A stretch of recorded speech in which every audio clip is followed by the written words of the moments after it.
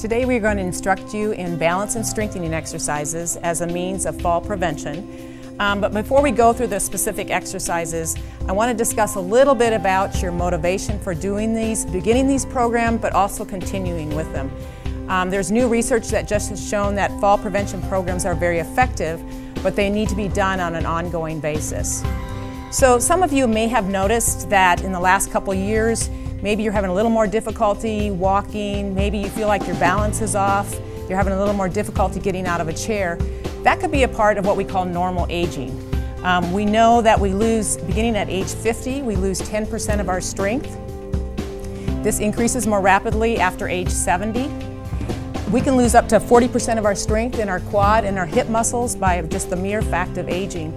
And once you lose 30%, we know that you're going to have some difficulties with functional things like, again, getting up out of a chair, doing stairs.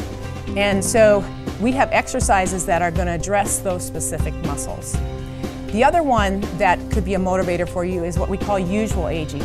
Maybe you've had a hospital stay recently, you're dealing with a chronic illness. For some reason, your activity level has decreased.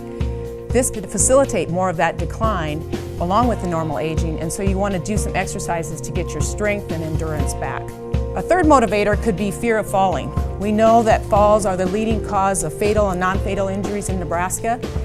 One fall by yourself or a family member can change your life and impact the life of your family around you.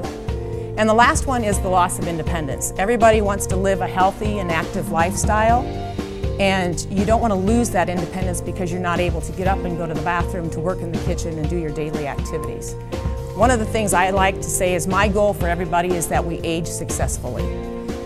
That we know aging happens with all of us, but we can do things to prevent some of that risk factor for falling by doing these exercises.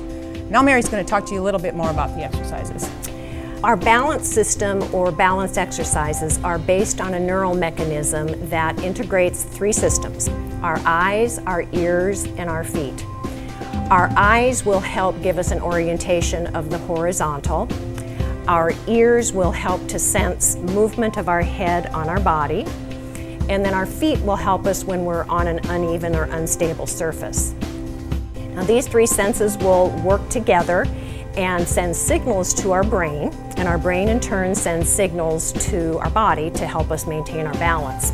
For example, if you're walking uphill on gravel and you look up at an airplane, those three systems will help send signals to your brain, and then your brain in turn sends signals to the postural muscles so that you don't fall over or lose your balance. Now the key is that that system has to be challenged on a regular basis though to stay fine-tuned. On the other hand, strengthening exercises have been shown through recent research to improve the fall risk, decrease your fall risk in the 65 and over population, and actually decreased the number of falls that people experienced. About 31% demonstrated a decreased risk for falls, and actually by doing that combination of strengthening and balance exercises, it was found to be the best way to decrease your long-term risk of falls. Now many of you maybe like to do a walking program, and we highly encourage that. We never discourage that. That's a great way to exercise, but that alone won't fine-tune this balance system. You need specific challenges to do that, and that's what we'll be working on. As we go through these exercises, we want to make sure that you're using good, proper form. And the reason is that you want to get the most benefit from the exercise. If you do the exercise and you don't use proper form, you're actually not probably strengthening the correct muscle. Also, we want to make sure that you prevent any type of injury. And so what is proper form? One of the things we want you to use is you can use your kitchen counter or a sturdy table such as this, or a chair that you can hold on to so that you can ensure that your balance is okay. We want to make sure that you don't hold your breath. That can increase your blood pressure. So as you're relaxing, take a deep breath in. As you're exercising, blow out. And that just allows you to make sure that you don't hold your breath. And then the last one is so important. We want you to do the exercises slow and steady. Don't try to rush through them. The technique is just the most important thing. We want to talk a little bit about frequency. What's important to get the benefits is to really be consistent with these exercises. We recommend maybe try to do them 5 days a week and take 2 days for rest. Plan ahead so you know what days you're going to rest, and you'll be more successful at being consistent with them. You don't have to do all of the exercises at the same time. You could do several in the morning and the rest in the afternoon. Work them into your life, work them into your schedule so that you can be successful. Intensity. These exercises should not cause any pain. If you have any pain with any of the exercises, you want to just hold on that exercise until your next class session, and that exercise can be modified for you. Time and duration. We will be giving some recommendations on what number of repetitions to start with, and then recommendations on how to increase and progress those exercises. We will be also giving modifications to the exercises.